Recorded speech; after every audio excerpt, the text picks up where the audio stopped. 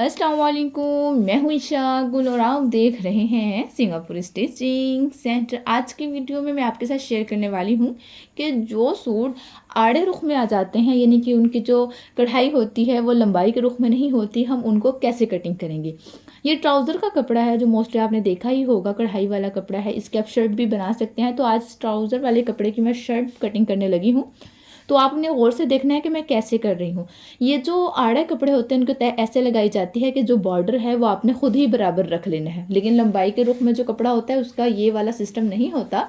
ये सिर्फ आड़े रुख में होता है कि आपका जो भी बॉर्डर है आपने खुद उसको बराबर करना है और अच्छे से खड़े होकर उसको झटकना है और उसके बाद उसको लंबाई के रुख में लिटा देना है। ठीक है, यानी कि जो उसकी उन्होंने लंबाई दी हुई है उस रुख में लटा देना है। अब मैं ये जो है चौड़ाई पैमाइश कर रही हूँ कि जितना मुझे दामन की चौड़ाई चाहिए, उसके बाद मैं सिलाइयों का रख रही हूँ। और यानी कि अगर 20 है तो मैं 22 रख रही हूँ। 1-1 इंच मुझे सिलाई का चाहिए दोनों साइड्स पे। और उसके बाद मैंने बॉर्डर को पकड़ा और अच्छे से झटक दिया।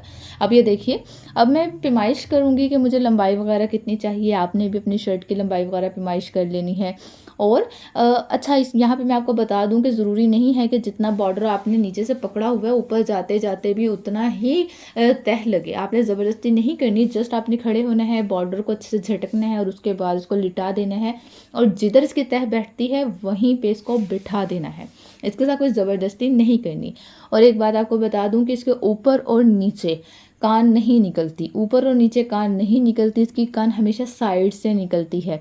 जो आड़े रुख में कपड़े आते हैं उसकी कान हमेशा साइड से निकलती है। अब मुझे जितना दामन चाहिए था, जहाँ पे मेरी तह बैठ गई है मैं वहाँ से एक्स्ट्रा कपड़ा रिमूव कर रही हूँ जो स्लीव्स वगैरह के काम आएगा।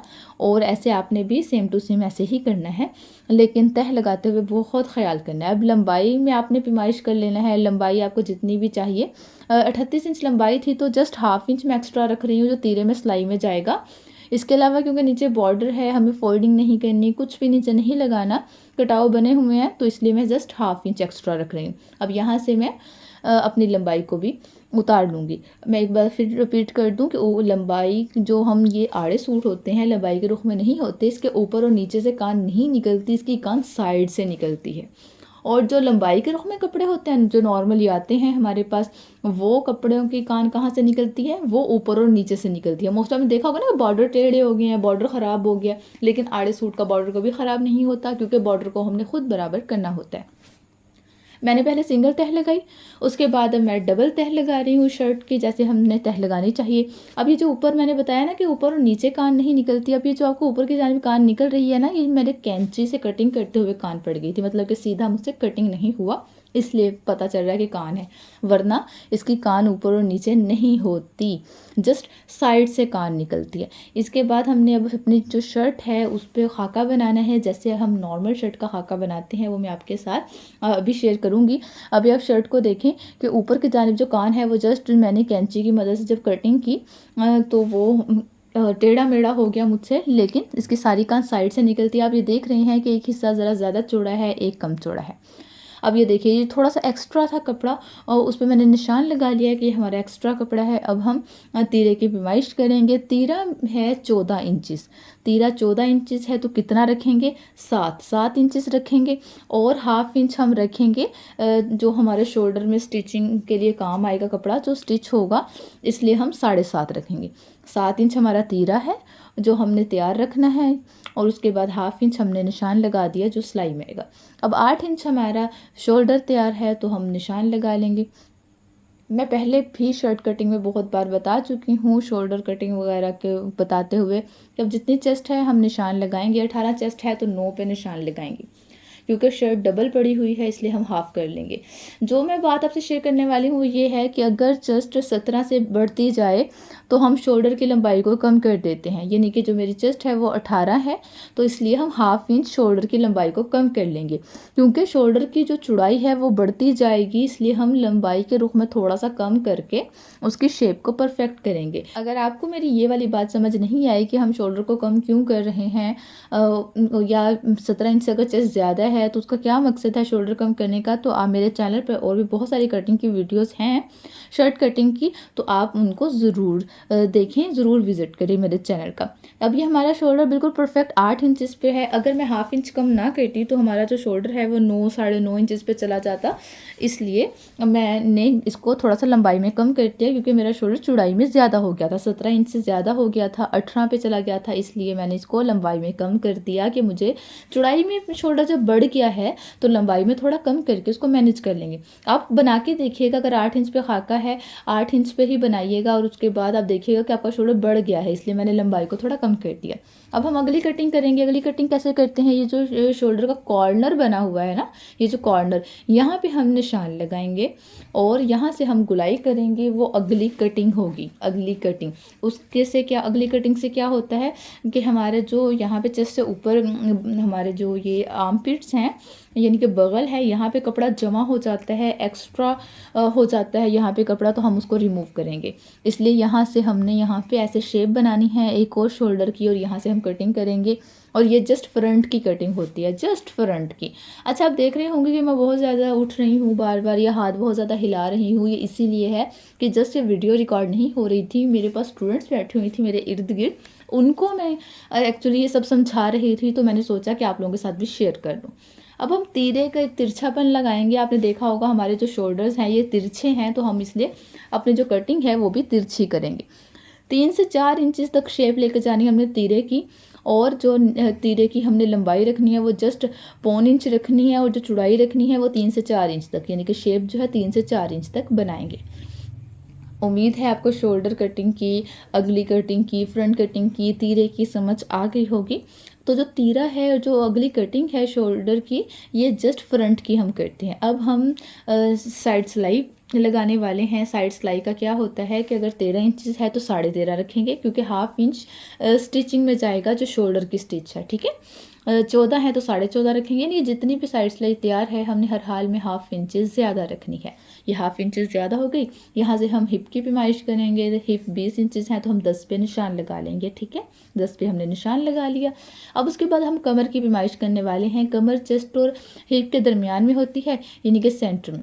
6.5 पे मैं निशान लगा रही हूँ। 6.5 यानी कि जो चेस्ट से लेकर कमर तक का फासला है वो 6.5 रखा है। ये स्टैंडर्ड साइज़ है, क्योंकि जो मेरी कस्टमर है ना उसकी चेस्ट हैवी है ना वो खुद हेल्दी है, तो मैं स्टैंडर्ड साइज़ रख रही हूँ। लेकिन अगर चेस्ट हैवी हो और हेल्दी भी हो तो हम इसको 7 7.5 भी लंबा रख सकते हैं। या स्मार्ट हैं, जस्ट चेस्ट हैवी है तब हम 7 रख सकते हैं, अगर हेल्दी भी हैं तो हम 7.5 भी रख सकते हैं। यानी कि जो चेस्ट से लेकर कमर तक की लंबाई में पैमाइश कर रही हूँ, मैं इसका बता रही हूँ। बहुत सारे लोगों के साथ मसला हो जाता है कि उनको फिटिंग परफेक्ट नहीं आती। पिछले दिनों मेरे पास एक शिकायत आई थी। एक लड़की मेरे पास आई कि उन्होंने किसी के लिए सूट स्टिच किया, लेकिन उनका गला पीछे जा रहा है, उनको अच्छी फिटिंग नहीं आ रही। तो मैंने जब उनकी पैमाइश देखी तो मुझे पता चला कि उनके जो कस्टमर है उनकी जो चेस्ट है वो भी हैवी है, और उनके वो जो कस्टमर हैं वो ख़ुद भी हेल्दी हैं, जिसकी वजह से उनको फिटिंग दुरुस्त नहीं आई। क्योंकि जो उन्होंने चेस्ट से लेके कमर तक की लंबाई खींची थी ना, वो कम खींची थी और उनको फिट नहीं आ रहा था अच्छे से, तो वो सारा पीछे को जाता था, गला पीछे को जाता था, बड़ी उलझन का बायस हो रहा था। अब यहाँ से मैंने मेरी जो कमर थी वो 16 इंच थी, मैंने 8 इंच पे निशान लगाया और उसके बाद मैंने इनको आपस में मिला दिया। ये सिलाई के निशान हैं, कटिंग के निशान नहीं हैं। अब हम कटिंग के निशान लगाएंगे। 2 इंच पे रख रही हूँ मैं चेस्ट का, 2 इंच पे रख रही हूँ वेस्ट का, और जस्ट 1 इंच पे मैं रखूँगी हिप का, क्योंकि मैंने जस्ट सिलाइयों वाला सूट बनाना है तो मैं 1 इंच रखूँगी। तरपाई करनी है तो 1.5 इंच रखूँगी। जब तरपाई करनी हो ना तब हम 1.5 इंच सिलाइयों का मार्जिन रखते हैं हिप से, लेकिन अगर आपने पलटा लगाना है, लेस लगानी है, सिलाइयाँ करनी है तो जस्ट 1 इंच, ठीक है। सिर्फ तरपाई करते हुए 1.5 इंच रखते हैं, ये बात आपने याद रखनी है, भूलना नहीं है। छोटी से छोटी बात मेरी कोशिश होती है आप लोगों के साथ मैं शेयर करूं हर बात, ताकि आप लोगों को सूट स्टिच करते हुए, कटिंग करते हुए किसी भी किस्म की मुश्किल नहीं हो। अब पता नहीं यहाँ पे मैं क्या बोल रही थी, मैं अपने बच्चों के साथ क्या शेयर कर रही थी, लेकिन मेरी कोशिश है कि उसके अलावा जब मैं वॉइस ओवर कर रही हूँ तब भी मैं कोई भी छोटी से छोटी बात भी मिस नहीं करूँ और हर चीज़ आप लोगों तक पहुँचाऊँ। अब ये देखिए हमने फिटिंग का लगा लिया निशान, कटिंग का भी लगा लिया। अब यहाँ से 22 इंच 21 इंच जितना भी आपका दामन तैयार है, और उसके बाद एक्स्ट्रा जो मैंने सिलाइयों का रखा था ना वो पहले ही रख लिया था, इसलिए अब मुझे ज़रूरत नहीं है दोबारा से हर चीज़ पे पैमाइश करने की।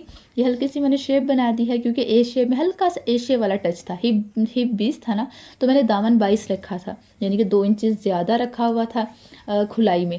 सिलाइयों के अलावा तैयार माप मैं आपको बता रही हूँ, तैयार माप मैंने रखा हुआ था, ठीक है। अब ये देखिए ये हमारा पूरा स्केच है, हल्की सी चौड़ाई वाला दामन है, यानी ज़्यादा चौड़ाई वाला दामन है, और ये हमारा परफेक्ट स्केच है। अब हमने इसको कटिंग करना है।